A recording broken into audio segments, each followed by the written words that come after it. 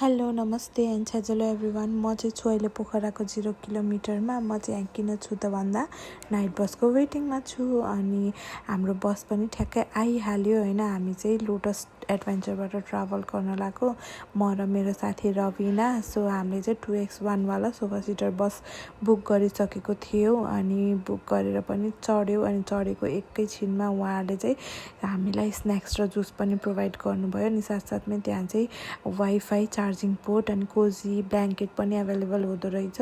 म त कति पछि नाइट बस चढेको नि त, अनि कति धेरै चेन्जेसहरू आइसकेको रहेछ, जस खुसी लाग्यो। अनि बिचमा खानासाना खान पनि रोक्नुभएको थियो अनि खानासाना खायौँ। सो उहाँहरूले चाहिँ त्यसपछि चाहिँ कुदाइहाल्नु भयो अनि जो ट्राभल चाहिँ रमाइलो थियो, बट त्यही हो नाइटमा चाहिँ ट्राभल गाह्रै हुन्छ नि त। अनि सो उहाँले चाहिँ बिहान 5 बजेतिर पुऱ्याउनु भएको थियो अनि पुऱ्याएपछि चाहिँ हामी हाम्रो होटल काठमाडौँ बुटिक होटलमा चेक इन गऱ्यौँ, जुन चाहिँ ठमेलमा अवस्थित छ होइन। चेक इन भन्दा पनि हामी नाइट स्टे होइन, डे स्टेको लागि मात्र होटल बुक गरेको थियौँ।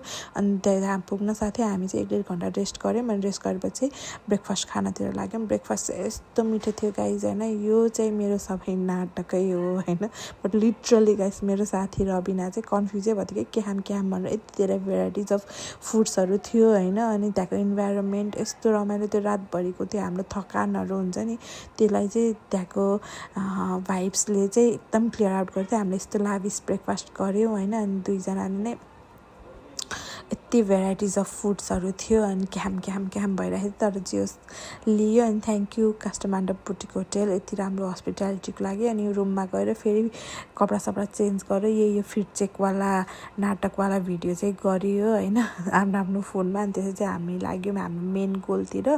खासमा मेनली चाहिँ गाइज हामी Nepal nursing council, Nepal nursing परिषदमा चाहिँ भिजिट गर्नको लागि आएको, किनभने हामी दुईजनाकै लाइसेन्स चाहिँ रिन्यू गर्नुपर्ने भएको भएर। अनि सो एनीवान हियर अनि कसैलाई चाहिँ यो नर्सिङ लाइसेन्सको रिन्युअल प्रोसेसको लागि जान्न मन छ भने चाहिँ you can DM me or comment down below. I will love to reach out to you guys होइन। सबै कुराहरू चाहिँ मैले क्लियरली बुझेर आइसकेको छु। सो हजुरलाई चाहिन्छ भने चाहिँ मेसेज अथवा डिएम गर्न सक्नुहुन्छ। अनि यो चाहिँ सबै प्रोसेसहरू गऱ्यौँ, एकछिन टाइम पनि लाग्यो होइन।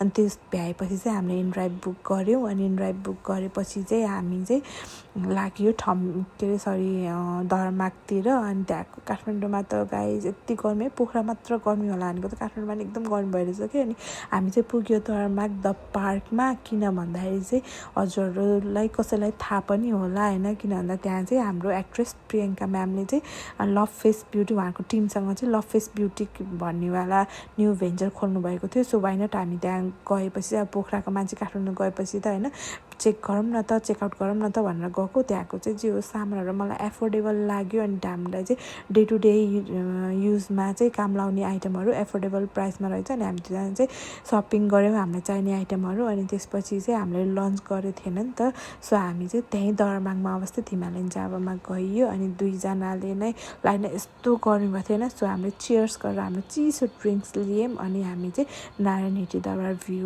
भ्यूको आनन्द लिँदै लन्च गर्दै एकछिन आफ्नो क्वालिटी टाइम बितायौँ। हामी कति भयो त्यो दुईजना डेट नबसेको पनि, यस्तो हामी त्यहीँ गएर चाहिँ डेट सेट बस्यौँ। अनि त्यति नै थियो गाइज हाम्रो काठमाडौँको यात्रा। अनि हामीले फर्किने बेलामा चाहिँ त्यो स्विफ्ट होलिडेजको बस बुक गरेको थियो। सो त्यहीमा चाहिँ ट्राभल गरेर फर्कियो पोखरा।